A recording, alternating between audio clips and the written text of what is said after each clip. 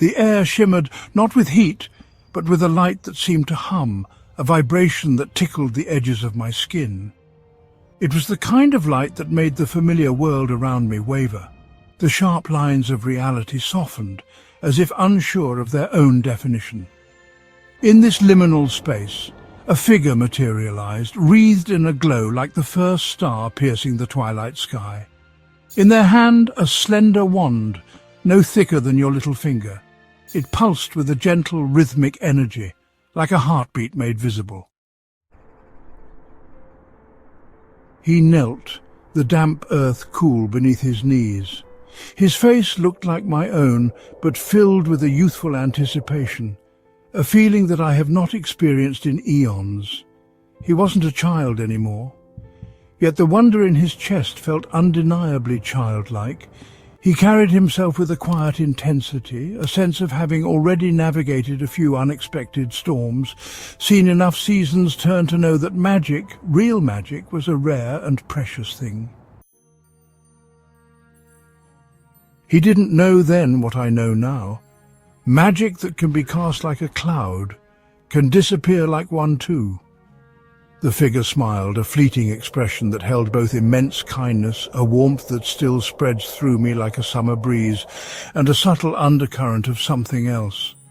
A fleeting shadow that might have been sorrow, though he was too captivated by the shimmering wand to dwell on it. There will be a lot of time to dwell on things later. The wand dipped, a silver arc tracing itself in the air between them, leaving a faint, sparkling trail that faded as quickly as it appeared.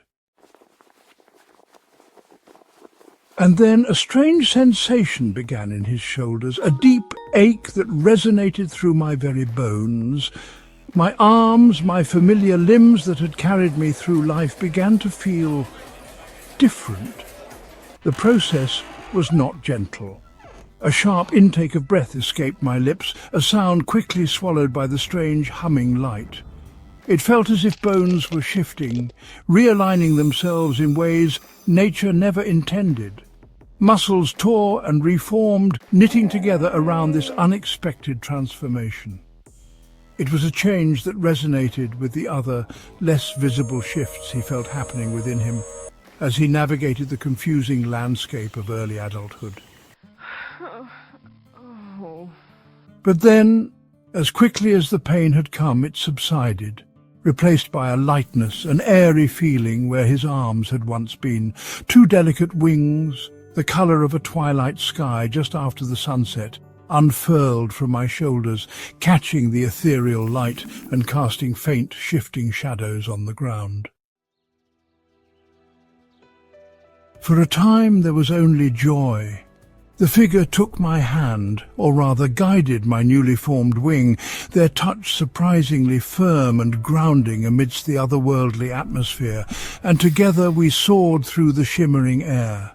The ground fell away, and worries and troubles, the mundane anxieties of everyday life, shrunk to insignificant specks below.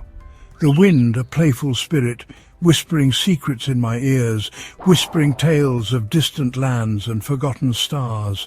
The sun, still hidden from the world below, painted our wings with shifting hues of gold and rose. I felt boundless, a feeling I did not know I was missing. But even in that radiant realm, shadows lurked. They gradually made their presence known. I felt a subtle shift in the humming light, a barely perceptible flicker in the figure's eyes, a cloud passing briefly across the face of the moon. The air grew colder, a chill that had nothing to do with altitude, and the vibrant colours of our wings seemed to dim ever so slightly. On one of our frequent journeys, as we drifted through clouds that felt like spun sugar, the figure spoke of a dream. They spoke of a forest, shrouded in the deep blues and purples of dusk, a frantic search for something desperately needed yet frustratingly unknown, leading only to an empty cabin nestled amongst the ancient trees, a place where the stove still held the faintest ghost of warmth, a promise of life that had inexplicably vanished. I said, "I did not know that fairies dreamt of being monsters. I also did not know that it would be my final flight." The air crackled around us.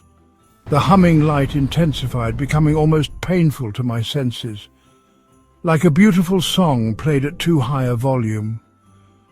The wings that had brought such unadulterated joy now felt heavy, resistant to the wind, a burden that hinted at an inevitable ending. The figure's face carried a shadow of a profound sadness, a weariness that mirrored a deeper, unspoken loss. The wand, which had been the source of this incredible boon, now seemed to pulse with a fading energy, as if it were slowly draining away the very essence of the magic it had bestowed. The landing was not soft. A sharp, tearing sensation ripped through my back. A cry stifled in my throat, a sound that felt like the unravelling of something fundamental. The light faded, the shimmering air dissipating like a forgotten dream upon waking. The figure was gone, vanished as suddenly as they had appeared, leaving only the echo of their presence in the now ordinary air. The sky was once again distant and unreachable. I looked down at where my arms used to be. Now only one wing remained, a solitary testament to a magic that was no more. A tangible, almost mocking symbol of a life irrevocably altered. My other shoulder felt strangely empty, a cold, hollow space, a phantom ache where its twin should have been. The world below loomed solid and unforgiving. Its gravity pulled him back to an existence, my existence, that felt suddenly diminished. The flight was over, the exhilarating freedom curtailed. The landing had been incomplete, leaving me forever unbalanced. And the one-winged journey had just begun, into a life irrevocably shaped by a strange, ephemeral gift and its subsequent, inexplicable loss.